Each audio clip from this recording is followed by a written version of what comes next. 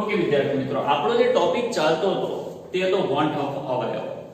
હવે want of ની અંદર આપણે થોડું ઓર આગળ વધવાનું છે. પહેલી વસ્તુ કે આપણે એક વસ્તુ તો જાણી ગયા છે. શું જાણીએ છીએ? આપણે એક વસ્તુ જાણીએ છીએ કે જેટલા પણ સંખ્યાત્મક ગુણધર્મ છે તે ખાલી અને ખાલી ડિપેન્ડ કરે છે કોના ઉપર? ફક્ત અને ફક્ત દ્રાવ્યના મોલની સંખ્યા ઉપર ડિપેન્ડ કરે છે. અને જો તમે દ્રાવ્યના મોલની સંખ્યાને બદલી નાખશો તો આરામથી તમે સંખ્યાત્મક ગુણધર્મને ચેન્જ કરી શકો છો. ગઈકાલે આપણે વાત કરી, એક્ઝામ્પલ તરીકે આપણે લઈ લો યુરિયા. તો યુરિયા જેવા દ્રાવ્યની જો આપણે વાત કરીએ તો જ્યારે પણ તેને પાણીમાં નાખવામાં આવે છે તો યુરિયા પાણીમાં જઈને ના તો વિયોજિત થાય છે ના તો સુયોજિત થાય છે. મતલબ કે ના તો છૂટો પડે છે ના તો ભેગો થાય છે. મતલબ કે જેટલા પણ મોલ તમે યુરિયાના અંદર નાખ્યા હશે એટલા જ મોલ યુરિયાના તમારા દ્રાવણમાં પણ ગણાશે. મતલબ કે યુરિયા એક એવો દ્રાવ્ય છે કે જે દ્રાવકમાં જઈને સુયોજન કે વિયોજન પામતો નથી. અને જ્યારે પણ તમારો દ્રાવ્ય દ્રાવકમાં જઈને સુયોજન કે વિયોજન પામતો ન હોય તો આવા સંજોગોમાં એક વસ્તુ તમારે યાદ રાખવાની છે અને એ વસ્તુ છે સૈદ્ધાંતિક જવાબ અથવા તો સૈદ્ધાંતિક પરિણામ બરાબર હશે પ્રાયોગિક પરિણામ.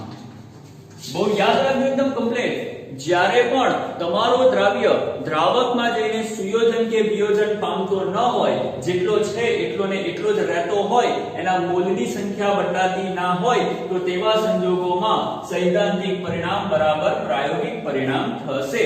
આ વસ્તુને તમારે મગજમાં ઉતારી દેવાની છે. પણ જો તમારો દ્રાવ્ય એવો હોય કે જે દ્રાવકમાં જઈને કાં તો સુયોજિત થતો હોય કાં તો વિયોજિત થતો હોય, એનું એક્ઝામ્પલ આપણે લઈ લઈએ. કાલે જોયું NaCl. NaCl ને જ્યારે પણ તમે પાણીમાં નાખો છો તો તે વિયોજિત થાય છે, Na+ અને Cl-.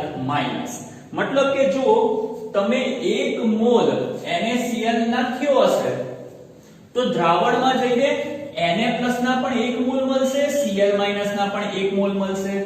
1 અને 1 બંને ભેગા થઈને કુલ કેટલા મોલ બનાવી દેશે? 2 મોલ. મતલબ કે તમે નાખો છો 1 મોલ પણ દ્રાવણમાં જઈને કેટલા મોલ થઈ જાય છે? 2 મોલ. અને સંખ્યાત્મક ગુણધર્મ છે એ તો ફક્ત સંખ્યા પર આધાર રાખે છે. એને તમે કોણ નાખ્યો છે એની સાથે લેવા દેવા નથી. એ તો ખાલી સંખ્યા પર ડિપેન્ડ કરે છે. તમે ભલે 1 મોલ નાખો છો પણ દ્રાવણમાં તો 2 થઈ જાય છે ને. તો મોલની સંખ્યા બદલાઈ ગઈ તો સંખ્યાત્મક ગુણધર્મ પણ બદલાઈ જશે. બીજું એક તમને એક્ઝામ્પલ બતાવી દઉં, સુયોજનનું એક્ઝામ્પલ. સુયોજનની અંદર આપણે એસિટિક એસિડ ધ્યાનમાં લઈ લઈએ. માની લો કે તમારી પાસે CH3COOH છે. જ્યારે તમે CH3COOH એસિટિક એસિડના 2 અણુ એને તમે બેન્ઝીનમાં નાખશો. શેમાં નાખશો? બેન્ઝીન. દ્રાવક તરીકે તમે લીધો છે બેન્ઝીન. તો એવું જોવા મળે છે કે એસિટિક એસિડને જ્યારે બેન્ઝીનમાં નાખવામાં આવે છે તો તેના 2 અણુ એકબીજા સાથે જોડાઈને એક જ અણુ બની જાય છે. કઈ રીતે? એને ધ્યાનથી જોવાની કોશિશ કરો. CH3 બોલો, એસિટિક એસિડને હું આ રીતે લખી શકું. આપણી પાસે 2 મોલેક્યુલ છે તો હું 2 લખીશ. બીજું અહીંયા બતાવી દઈશ તમારી સામે. તો આ છે તમારો CH3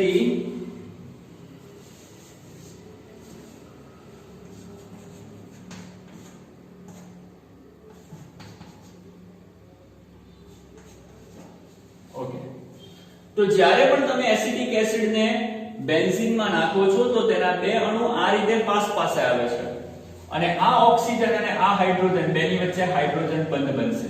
સેમ આ હાઇડ્રોજન અને ઓક્સિજન બેની વચ્ચે હાઇડ્રોજન બંધ બનશે, જેથી બંને એસિટિક એસિડના અણુ એકબીજા સાથે જોડાઈ જાય છે અને એક જ અણુ બની જાય છે. આખો એક જ અણુ ગણાય. તમે નાખો છો 2 પણ થઈ જાય છે 1. નાખો 4 થઈ જશે 2. નાખો 6 થઈ જશે 3. મતલબ કે જેટલા પણ નાખો છો એના કરતા અણુઓની સંખ્યા અડધી થઈ જાય છે. અને જો અણુઓની સંખ્યા અડધી થઈ જતી હોય તો કોમન છે કે સંખ્યાત્મક ગુણધર્મની અંદર પણ ઘટાડો થવાનો, અડધા થવાના. કારણ કે સંખ્યાત્મક ગુણધર્મ સંખ્યા પર ડિપેન્ડ કરે છે. અહીંયા તમે નાખો છો 2 થઈ જાય છે 1, મતલબ કે અડધું થઈ જાય છે, સંખ્યા અડધી થઈ જાય છે. તો કોમન છે કે તમારા સંખ્યાત્મક ગુણધર્મ પણ અડધા થઈ જતા હશે. બીજી વસ્તુ, ટૂંકમાં આ 2 પ્રક્રિયા છે છે, એક પ્રક્રિયા વિયોજનની છે, એક પ્રક્રિયા સુયોજનની છે. વિયોજન અને સુયોજનની પ્રક્રિયા જોતા માલુમ પડે છે કે આવી પ્રક્રિયાઓમાં જે મોલ તમે નાખો છો દ્રાવણમાં તે મોલ હોતા નથી. જે મોલ તમે નાખો છો દ્રાવણમાં તે મોલ હોતા નથી. મતલબ કે તમારા નાખેલા મોલ અને દ્રાવણમાં બનતા મોલ બંને અલગ અલગ હોય છે. તમારા નાખેલા મોલ અને દ્રાવણમાં બનતા મોલ જ્યારે પણ અલગ અલગ હોય તો આવા સંજોગોમાં સંખ્યાત્મક ગુણધર્મની અંદર 100% ફેરફાર આવવાનો ને આવવાનો એ તમારે મગજમાં ઉતારી દેવું પડશે. બીજી એક વસ્તુની આપણે વાત કરીએ. આ જે પ્રક્રિયા છે તે વિયોજનની પ્રક્રિયા છે. આ જે પ્રક્રિયા છે તે સુયોજનની પ્રક્રિયા છે. અહીંયા આપણે એવું માની લીધું છે કે વિયોજન અને સુયોજન 100% થયેલું છે. મતલબ કે 100% NaCl છૂટો પડી ગયો છે અને 100% એસિટિક એસિડ જોડાઈ ગયો છે. તો જ્યારે 100% વિયોજન અને સુયોજન થાય તો પ્રક્રિયાઓને આ રીતે લખી શકાય. અને એની માટે આપણે વોન્ટ ઓફ અવયવ I એને પણ વ્યાખ્યાયિત કરી શકીએ છીએ. યાદ કરો કાલે મેં તમને સૂત્ર કીધેલું વોન્ટ ઓફ અવયવ I એનો મતલબ શું થાય? સૂત્ર કયું હતું? વોન્ટ ઓફ અવયવ I બરાબર બોલો બાદના મોલ એટલે કે પછીના મોલ છેદમાં પહેલાના મોલ. યાદ છે ને? તો વોન્ટ ઓફ અવયવ I એનું કાલે મેં તમને સૂત્ર આપેલું એની અંદર આપણે લખતા હતા મોલ પણ ક્યારના? પછીના કુલ મોલ. અને નીચે શું આવશે? પહેલાના કુલ મોલ. મતલબ સુયોજન વિયોજન પછીના કુલ મોલ છેદમાં સુયોજન વિયોજન પહેલાના કુલ મોલ. ચલો આપણે આની વાત કરી લઈએ વિયોજન વાળા કિસ્સાની. વિયોજન વાળા કિસ્સાની અંદર NaCl નું સંપૂર્ણપણે વિયોજન થયું. સંપૂર્ણપણે વિયોજન થાય તો NaCl જતો રહેશે અને તેનું રૂપાંતરણ ખાલી અને ખાલી Na+ અને Cl- માં થઈ જશે. તો શરૂઆતમાં NaCl હતો, હવે વિયોજન થયા બાદ Na+ અને Cl- છે. આનો 1 આનો 1 તો ટોટલ કેટલા મોલ છે વિયોજન પછી? 2. તો વિયોજન પછીના જે મોલ છે તે 2 છે. અને વિયોજન થયું નતું એની પહેલા તો ખાલી NaCl જ હતો, એનો 1 મોલ. તો બોલો આ પ્રક્રિયા માટે I આટલો મળે કે ના મળે? એ જ રીતે તમે ચાહો તો સુયોજનની પ્રક્રિયા માટે પણ I ને ગણી શકો. કઈ રીતે ગણાશે? શરૂઆતમાં તમારી પાસે એસિટિક એસિડના કેટલા મોલ હતા? 2 મોલ હતા. તો શરૂઆતના જે મોલ છે એ તમારા 2 થઈ ગયા અને સુયોજન થઈ ગયા બાદ છેલ્લે કેટલા મોલ થઈ જાય છે? 1. તો બોલો I બરાબર કેટલા મળશે? 1/2 = 0.5 કહેવાશે. અને બીજી એક વસ્તુ યાદ રાખી લેવાની, જ્યારે પણ વિયોજન થશે તો I ની વેલ્યુ ઓલવેઝ, સોરી આ ભૂલ છે અહીંયા 2 આવશે. તો જ્યારે પણ વિયોજન થાય ત્યારે I ની વેલ્યુ ઓલવેઝ >1 હશે. અને સુયોજનના કેસમાં I ની વેલ્યુ ઓલવેઝ કેટલી હશે? 1 હશે. તો સુયોજન અને વિયોજન આ રીતે ચાલતું હોય છે.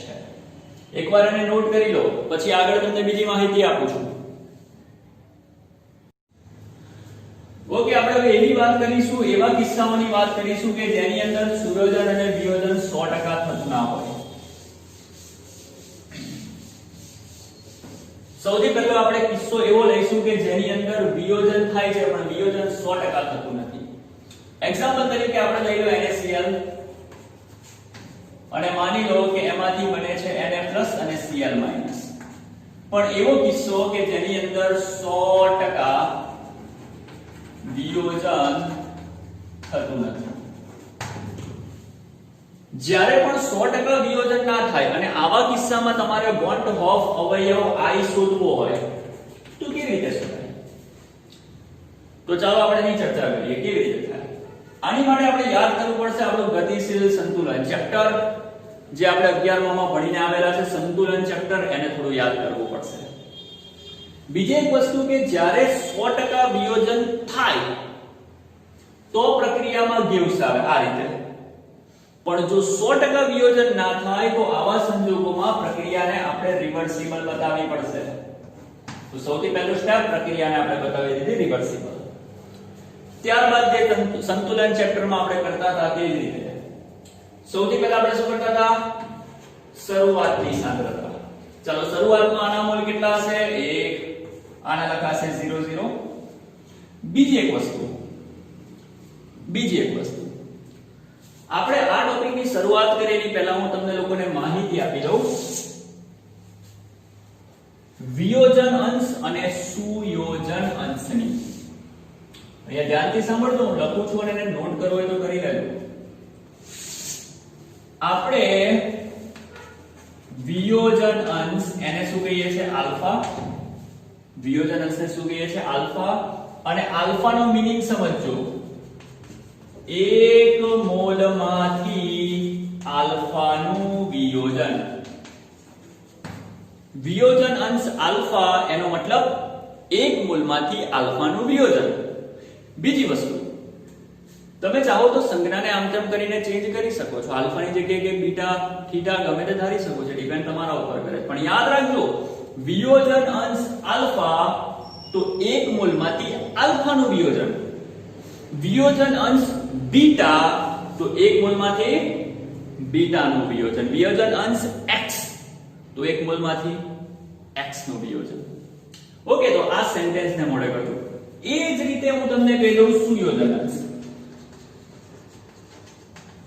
આપણે સુયોજન અંશને પણ આલ્ફા જ ધારી લઈએ. જો સુયોજન અંશ આલ્ફા તો એનો મતલબ થાય 1 મોલ માંથી આલ્ફા નું સુયોજન.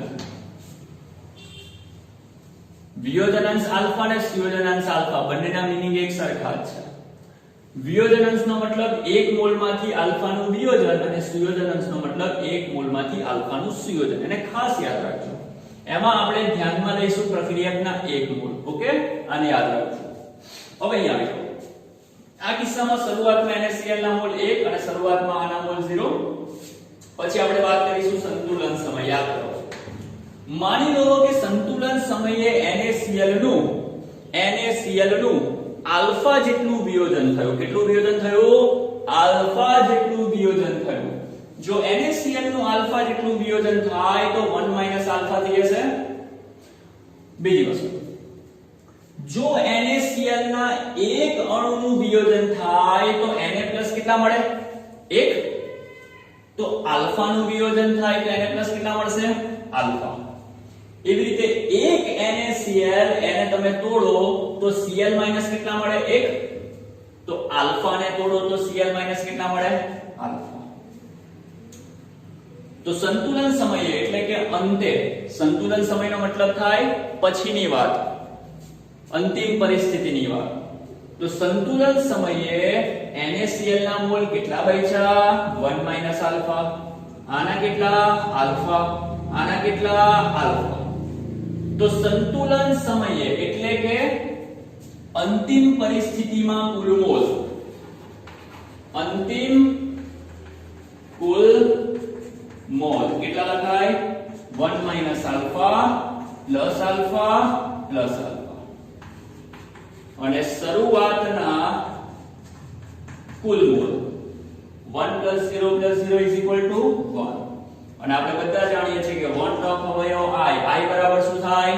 પછીના કુલ મોલ છેદમાં પહેલાના કુલ મોલ. પછીના કુલ મોલ કેટલા છે? પછીના એટલે કે અંતિમ કુલ મોલ કેટલા છે? આને પણ તમે ચાહો તો આલ્ફા આલ્ફા કેન્સલ કરો તો શું લખાય? 1 + આલ્ફા કહેવાય કે ના કહેવાય? તો પછીના કુલ મોલ આપણી પાસે 1 + આલ્ફા છે અને શરૂઆતના કુલ મોલ 1. તો આન્સર એવો 1 + આલ્ફા.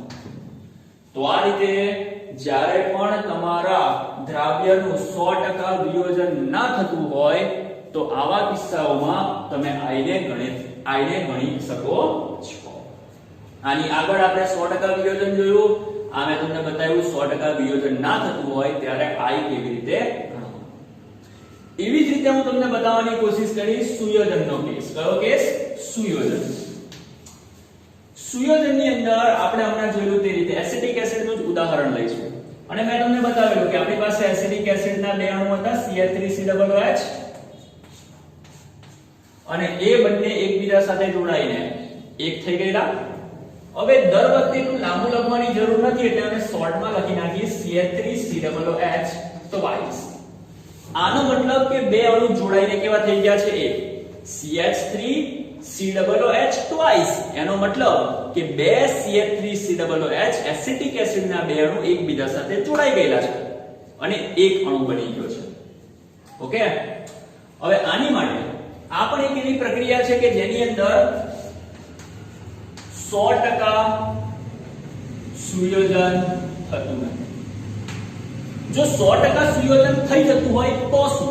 જો 100% સુયોજન થતું હોત તો આના કેટલા મોલ? 2.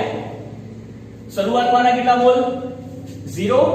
જો 100% સુયોજન થાય, જો 100% સુયોજન થાય તો આ બે ના 0 થઈ જાય અને અહીંયા 1 થઈ જાય. થાય કે ના થાય?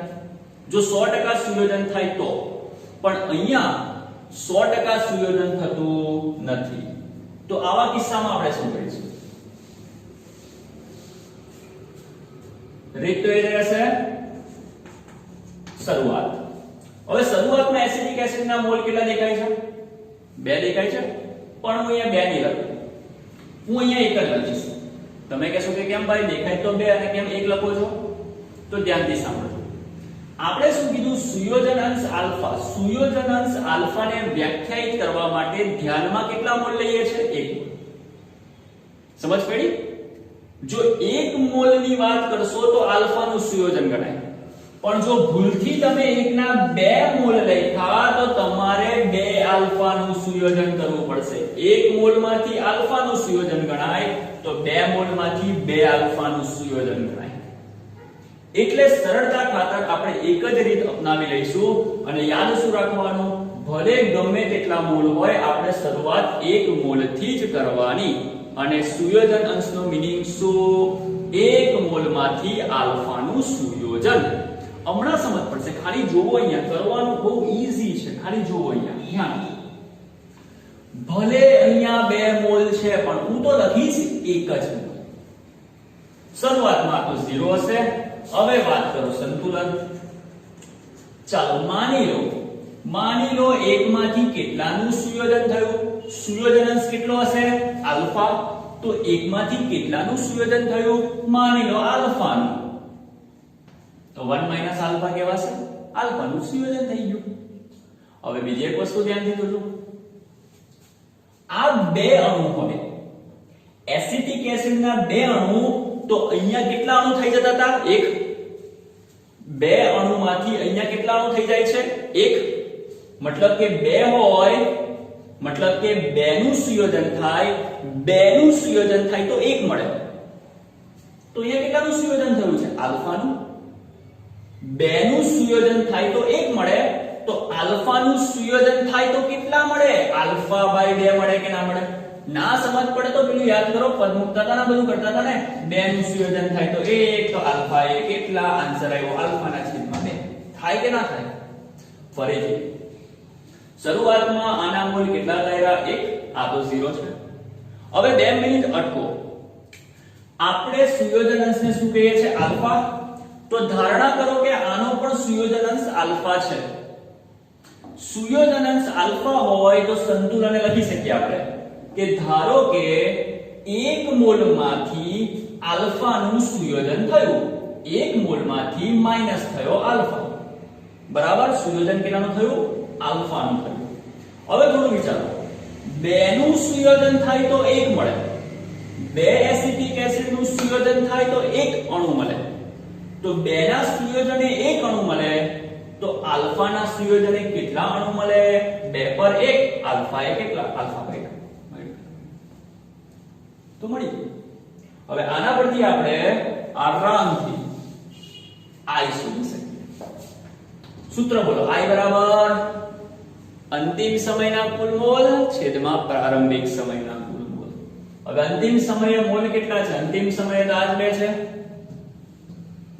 તો કરો એ લોકોનો સરવાળો. અંતિમ સમયના મોલ એટલે કે 1 - આલ્ફા પ્લસ આલ્ફા બાય 2 અને શરૂઆતમાં 1 + 0 1 1 - આલ્ફા પ્લસ આલ્ફા. તો I ની વેલ્યુ તમને આ રીતે પ્રાપ્ત થાય છે. ઈઝી છે, અઘરું કંઈ પણ નથી. તો આ રીતે તમે વન ટોપ અવયવ I સુયોજન અને વિયોજન અને સુયોજનના કેસમાં આરામથી શોધી શકો છો એકવાર તમે એને નોટ કરી લો. બની શકે તમે હવે થોડું ધ્યાનથી જોજો. માની લો કે અહીંયા 2 ની જગ્યાએ 3 કરી નાખો.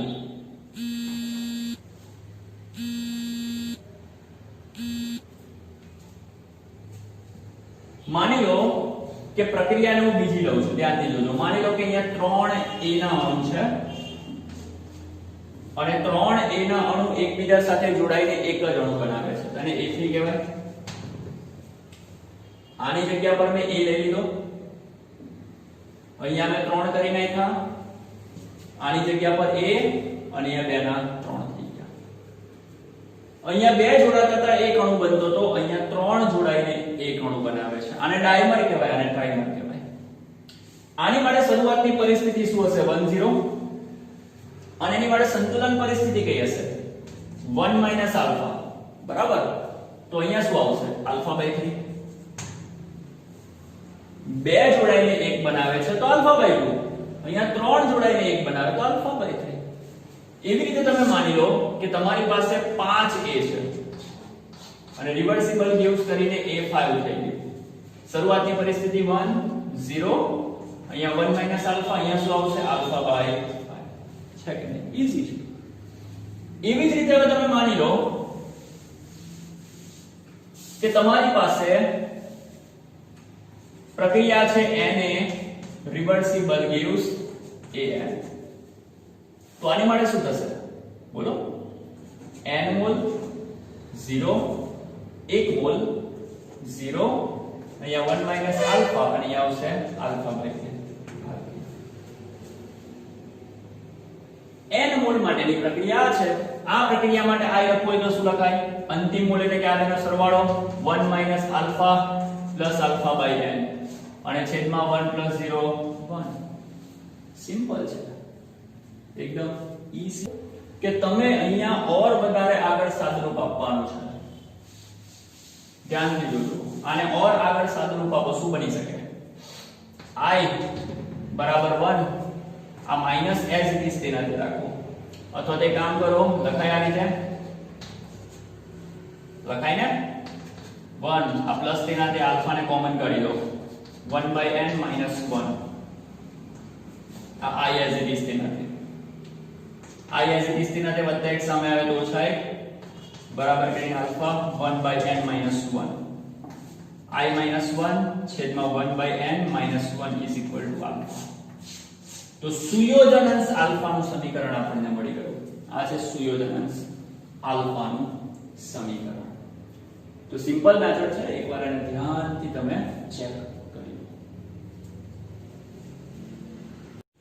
એની સાથે સાથે આપણે બીજા પણ 2 સૂત્ર વોન્ટ ઓફ અવયવના મોડે કરવાના છે. એમાંનું પહેલું સૂત્ર અહીંયા લખું છું, એને ધ્યાનથી જોજો. વોન્ટ ઓફ અવયવ I બરાબર, વોન્ટ ઓફ અવયવ I બરાબર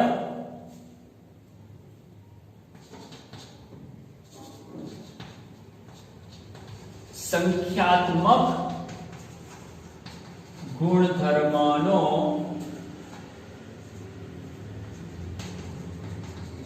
પ્રાયોગિક મૂલ્ય છેદમાં સંખ્યાત્મક ગુણધર્મનો સૈદ્ધાંતિક મૂલ્ય. પ્રાયોગિક મૂલ્યના છેદમાં તમારે કરવાનું છે સૈદ્ધાંતિક મૂલ્ય, જેને આપણે કહીશું વોન્ટ ઓફ અવયવ I. અને બીજું જે સૂત્ર છે તે પ્રાયોગિક કૌંસમાં અવલોકિત મોલિક્યુલર માસ એટલે કે આણ્વીય દળ છેદમાં સૈદ્ધાંતિક આણ્વીય દળ. અક્ષર થોડા આમ તેમ થઈ ગયા છે પણ થોડું સમજી લેજો. વોન્ટ ઓફ અવયવના બીજા 2 સૂત્ર સંખ્યાત્મક ગુણધર્મનું પ્રાયોગિક મૂલ્ય ભાગ્યા સંખ્યાત્મક ગુણધર્મનું સૈદ્ધાંતિક મૂલ્ય.